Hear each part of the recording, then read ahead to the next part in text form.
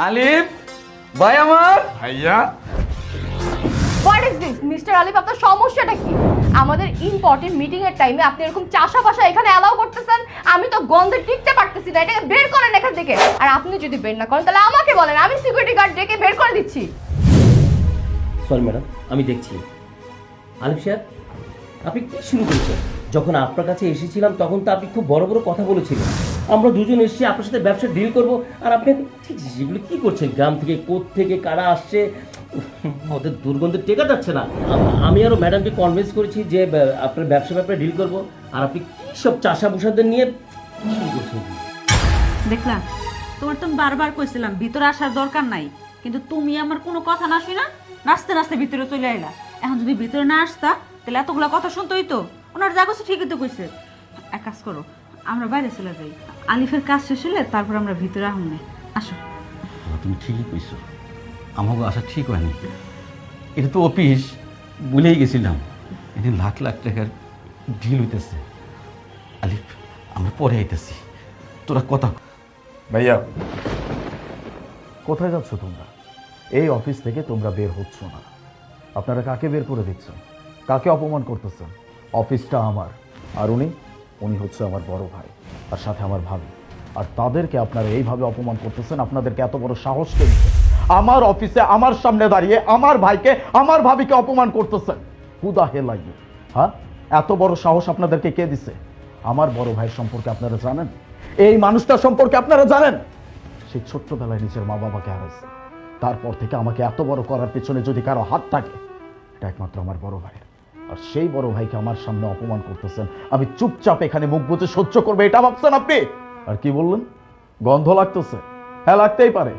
আপনাদের তো একটু কিছু হইলেই গন্ধ লাগে, আমার লাগতেছে না। কেন জানেন?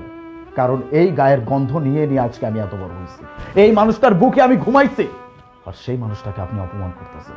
এত বড় সাহস হয়ে গেছে আপনার, তাই না? অনেক হয়েছে, অনেক বলছেন। আপনার কত বড় সাহস, আপনি আমাকে অপমান করতেছেন আপনার এরকম চাষা ভাইয়ের জন্য? হ্যাঁ, আমি এখানে আসছিলাম আপনার সাথে বিজনেসের পার্টনারশিপে ডিল করার জন্য, আর আপনি আপনি আমাকে চ্যাটাং চ্যাটাং কথা বলতেছেন। আপনার ভাইকে নিয়ে আপনি অনেক বড় বড় লেকচার দিচ্ছেন। আচ্ছা, আপনার সাথে তো আমি বিজনেস দিয়ে কোনো ডিলই করবো না, কারণ আপনার মতো লোকের সাথে তো আমার যায় না, কারণ আপনার তো কোনো ডিসিপ্লিনই নেই। আপনার নজর তো হয়েছে নিচের দিকে। চাষার ভাই এত বড় একটা কোম্পানির মালিক হয় কি করে, সেটাই আমি ভেবে কুল পাচ্ছি না। আর আপনি ভাবলেন কি করে যে আপনার মতো একটা চাষার ভাইয়ের সাথে আমি 50 কোটি টাকার ডিল করবো? কোনোদিনও না। ওকে ফাইন, তো হোয়াট?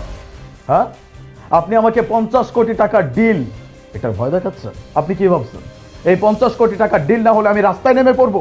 নেভার। আমার উপরে আল্লাহ পাকের রহমত আছে, আমার উপরে আমার ভাইয়ের দোয়া আছে। আপনাদের মতো এত অহংকার নিয়ে আমি চলতে পারি না। আর কি যেন বললেন? একটা চাষার ভাই হয়ে এত বড় একটা অবস্থানে কিভাবে আসছি? ওই যে উপরে একজন আছে আর নিচে আমার ভাই আছে। এই দুইটা সাপোর্ট যদি আমার সাথে থাকে, আমাকে আটকানোর মতো ক্ষমতা এই দুনিয়াতে আর কারো হয় না। আপনি কি আপনি কি করবেন? আমার কিচ্ছু করতে পারবেন না। আপনার এই 50 কোটি টাকার ডিল আমি ক্যান্সেল করলাম। আপনি কিন্তু কাজটা ভালো করলেন না। আপনি আপনার এই চাষা ভাই আর চাষা ভাবির জন্য 50 কোটি টাকা লস করলেন। এই চলো।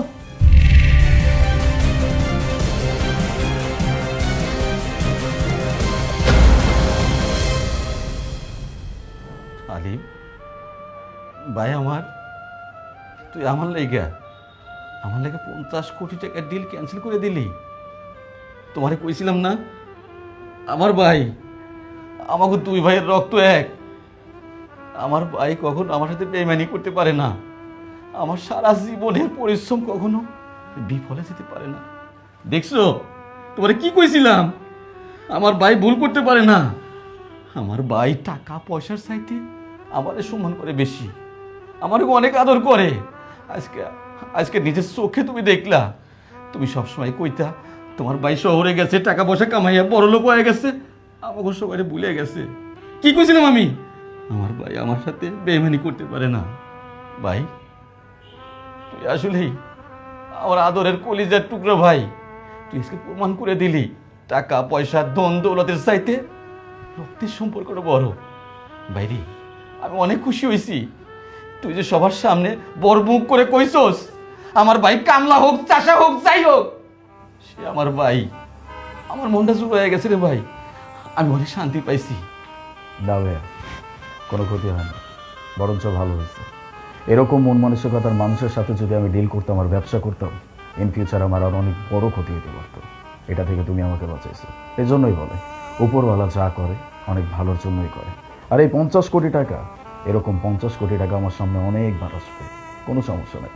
কিন্তু আমার ভাইয়ের সম্মান যদি একবার নষ্ট হয়, সেটা আমি ফেরত আনতে পারবো না। আসো, তুমি এই চেয়ারে বসো। দেখো কি কয়, আমারে কইতেছে এই চেয়ারে বইতে, এই চেয়ারে যুগুকে আমি ভাইরে, আমি এক ফাঁক লেখাপড়া করি নেই, আমি এই চেয়ারে বসলে এই চেয়ারের অপমান হইব, অপমান করা লাগবো না। কি যে বলো না ভাইয়া, এইখানে বসার জন্য তোমার আবার যোগ্যতার প্রয়োজন আছে। এই চেয়ারটা যে তৈরি হয়েছে, আমার জন্য যে তৈরি হয়েছে, এটা কার অবদানে তৈরি হয়েছে? তোমার জন্য। তাহলে এই চেয়ারের আসল হকদার কে? তুমি। আজকে তুমি আমার অফিসে সর্বপ্রথমবার আসছো, আর আজকে যদি তুমি আমার চেয়ারে না বসো, তাহলে এই আফসোস আমার কোনোদিনও যাবে না। এই যাও না, তোমার ভাই যেহেতু এত করে কইতাছে, তোমার ভাইয়ের শখটা পূরণ করো। যাও, ওখানে যে একটু বহো। বসো।